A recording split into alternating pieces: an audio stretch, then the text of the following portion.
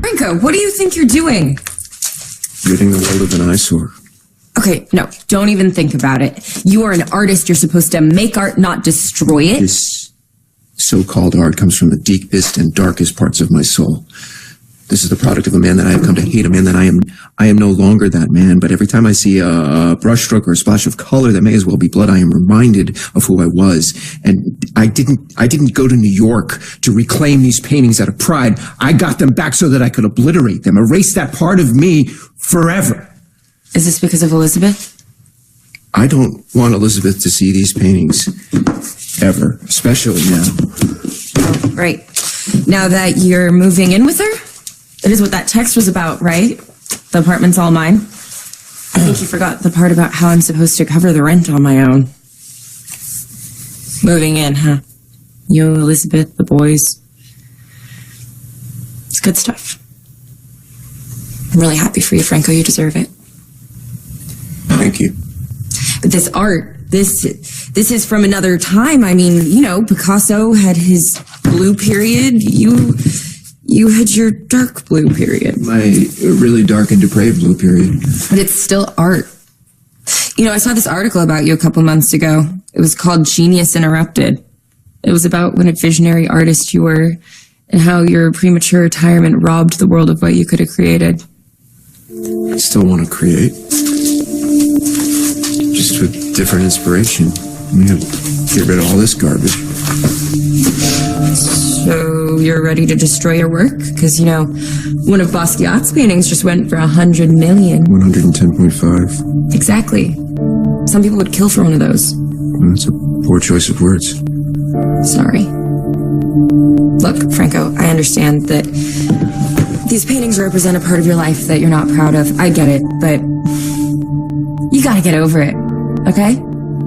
It's art. It's still art, and it has its place in the world. Maybe not with you, but... Oh my gosh, I know where you should send it. To a landfill? No, give it to my mom. Franco, you have a catalog of work that could bring in hundreds of thousands, if not millions of dollars. Think about everything that you could do for Elizabeth and her boys.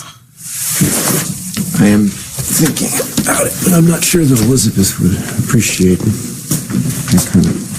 All right. Well, if the money's no good to you, then you could always give it to me to help me cover the rent you've left me with now that you ditched me for another roommate. Or you could always float me alone for med school. Med schools? Seriously? Yeah, I'm considering it. Well, for what my vote is worth, I think you do great. Thanks. And for what my vote is worth, I think you should exhibit and sell your paintings. It's a way to turn something bad into something good. Not just for you and my mom, but for Elizabeth and her boys. I mean, you could just put the money in a trust for them. But most of all, I think it would be good for you. Kiki, I just finished telling you how looking at those paintings makes me feel about myself. Okay, but destroying the paintings isn't going to change your past. If you give them back to the art world, you might be able to redeem them. Your work, it forces people to confront themselves. It makes them step out of their comfort zones. It's a gift, Franco. A lot of artists strive their whole lives to achieve that. You owe it to the world to just put your work out there and let people react to it the way they're going to react to it. And I think this exhibit could be a good way for you and my mom both to find beauty in the world again. Beauty's the last thing I think of when I look at these paintings. Yeah, because, you know, you once told me that an artist doesn't own his work. You remember, it's something that he takes from the world and he transforms in his own way and then he gives back. You remember? Yeah, so what was that? A load of bull over wine and cheese, or did you mean it?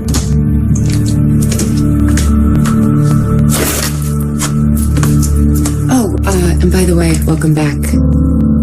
I missed you.